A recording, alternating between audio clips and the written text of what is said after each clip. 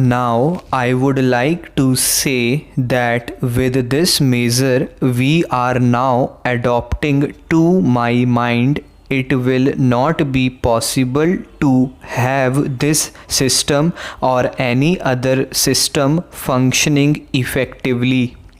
The number of clauses that we have included are so restrictive and rigid that it will not be possible for any system to function in this country. If at all it is able to function, it will be able to function with a lot of difficulties. It will be said afterwards that the industrial sector, particularly the private sector, has not been able to deliver the goods. I would like to warn the government that if anything happens in the future in which industrial production or production in the private sector has not gone up, it would be not because of any lack of efforts on the part of the private sector, but because of the measure that we are now adopting. I have mentioned several times how this particular bill is very restrictive and how it will hamper the normal growth of companies in the country. It is a pity that when we are on the threshold of the 10th 5-year plan, such a measure should be passed in this house. I would now like to make a few observations about the speeches of some of the honorable members here. Shri Ashok Mehta justifies the restrictions on managing agents by saying that managing agents are no longer the main source of finance. He also argues that profits have been high and will continue to remain high, and therefore he would like to see the managing agents being paid on a sliding scale. He is in the habit of referring to a number of books and making quotations from a number of them published in America or in other countries, and particularly by some of the professors. I would also like to mention to him that even when companies are floated, it requires a certain amount of confidence amongst the investing public, and it is because a particular firm is managing a particular company that this confidence is created in the investing public. Even there, as the Honorable Finance Minister has said, there is a sort of overall tight control. New banks and insurance companies are not floated nowadays. What you have are the few banks which are existing and the few insurance companies that are existing.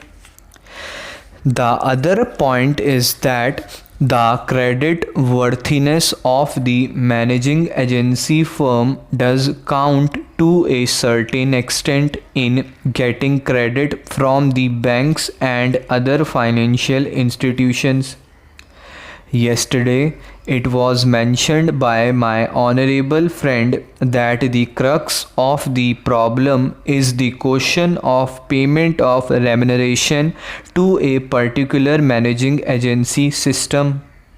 He said that in this bill, a definite encouragement has been given to the alternative type of management, namely the managing director or the manager, where an individual has been permitted to take 5%, while in the case of the managing agency, it has been permitted to take about 10%. I would like to point out to him that it is not merely the question of remuneration which will decide the alternative type of management.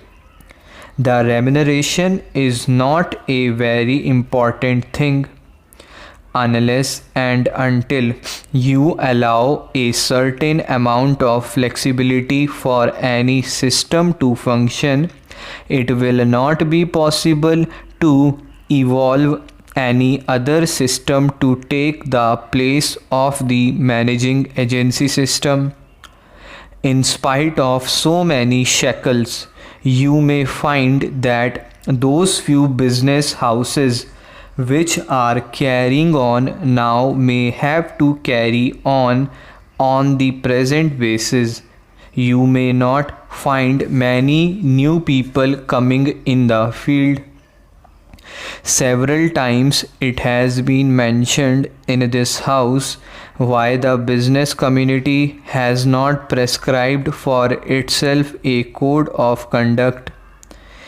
In this connection, I would like to point out that a degree or diploma is essential for the profession, and in case of violation of the code, sanction should be provided by it to prevent a person from practicing the profession. Today, even Ashok Mehta and Shri C.C. Shah can set up a grocery shop and become businessmen.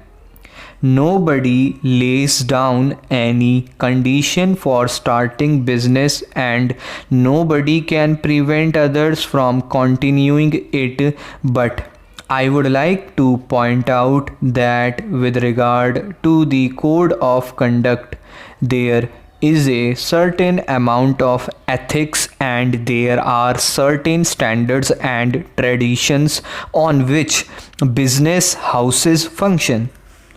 If a particular firm has not got proper ways of managing its business, you will find that that business house will find it difficult to function, and it would be difficult for it to command the confidence of the business community.